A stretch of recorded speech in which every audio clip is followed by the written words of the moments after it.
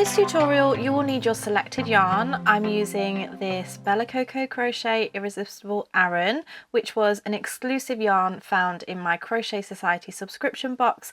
I'll leave a link in the description if you wanted to find out more about those.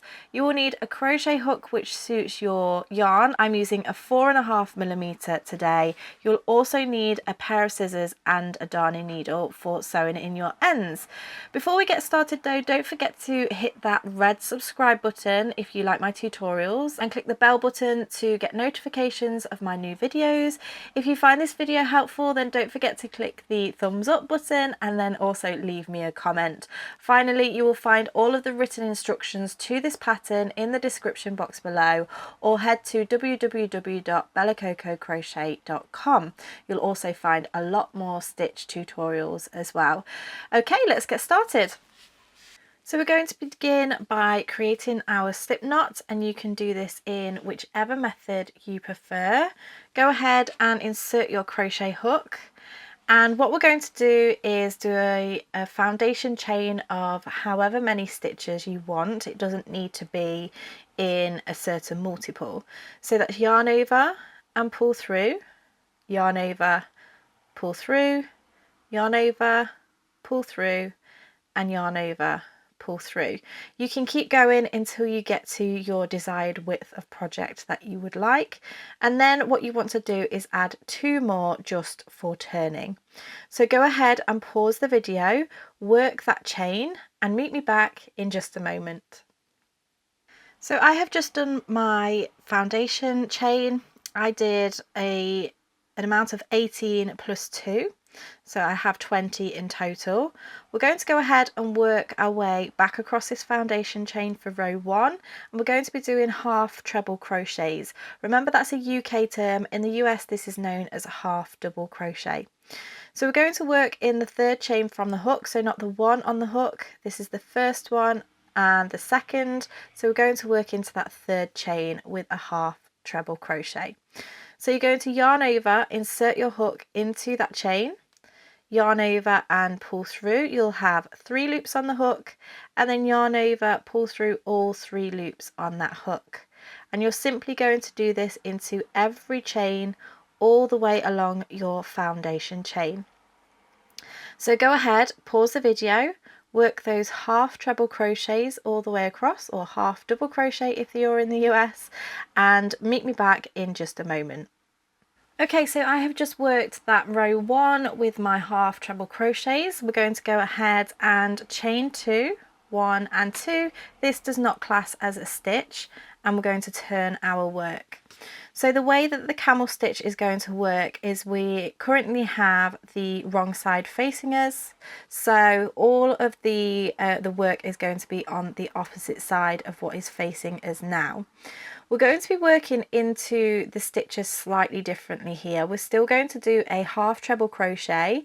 Normally we would do the half treble crochet in the stitches like this, the 2 top loops where you will see the front and the back loop. So that is the V if you turn it onto its side here. We're going to work into what's known as the back bar. So remember, we have the wrong side facing us now, so this is the back bar. We have the top 2 stitches here, and then we have this other diagonal stitch which you can just see coming down here. This also might be known as the 3rd loop. So we have the front, the back, and then the 3rd loop, so 1, 2, 3. You might hear it being referred to in different ways, but that is the stitch that we're going to work in, and we're always going to work into the back bar. So just remember, when we have the front side facing us, we're still going to be working into that back bar.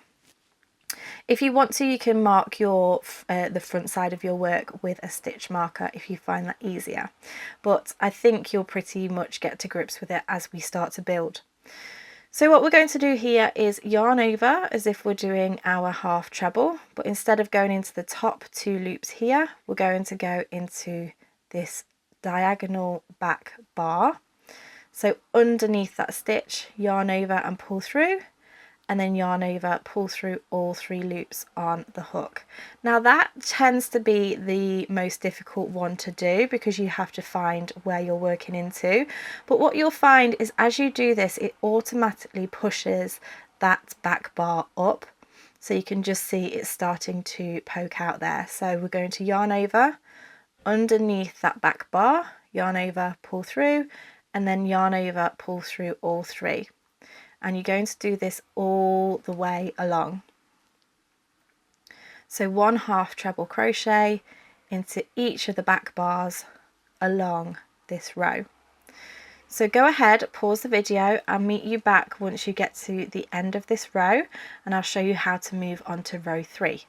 So I'm just now at the end of this row and I just wanted to point out, make sure that you're counting your stitches so that you don't miss this very last stitch.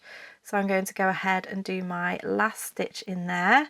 If you remember, I did a foundation chain of 18 plus 2, so I will have 18 stitches in my work.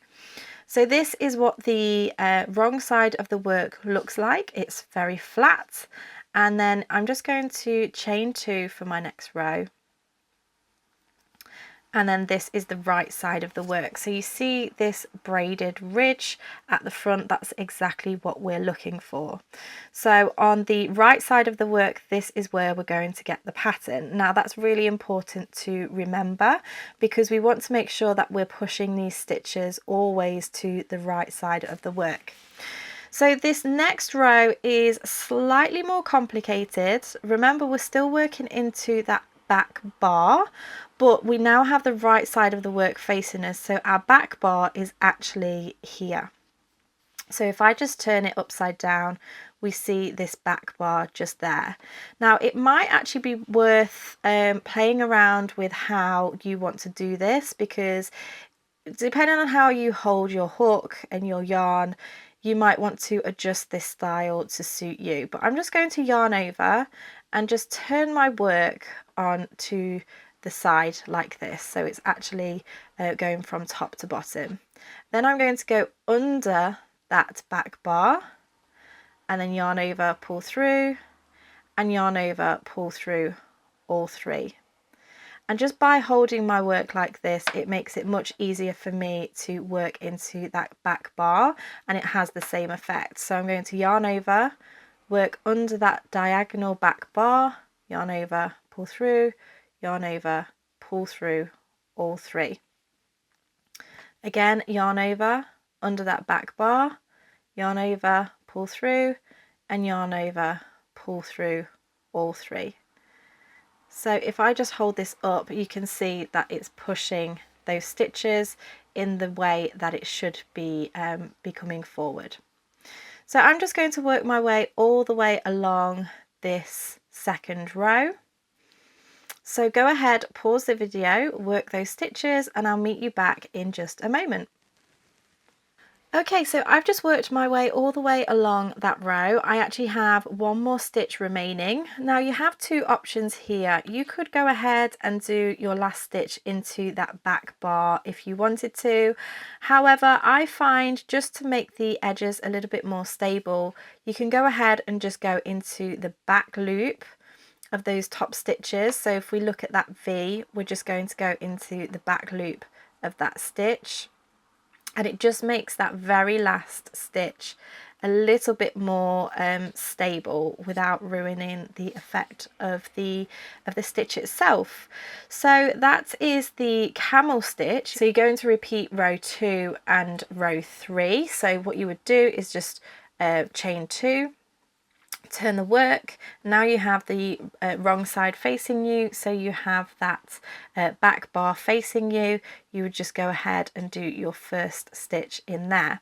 So I'm going to go ahead and build a few more rows just so that you can start to see what it looks like. Okay, so I have now built a few more rows of this and you can see how beautiful it's turning out. It just creates this lovely braided effect to your work, or ridged braided effect. I really hope that you have enjoyed this tutorial. If you did, make sure you give me a thumbs up and don't forget to subscribe to keep up to date with all of my latest videos.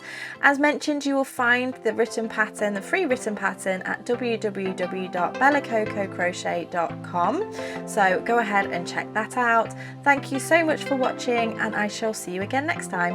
Bye!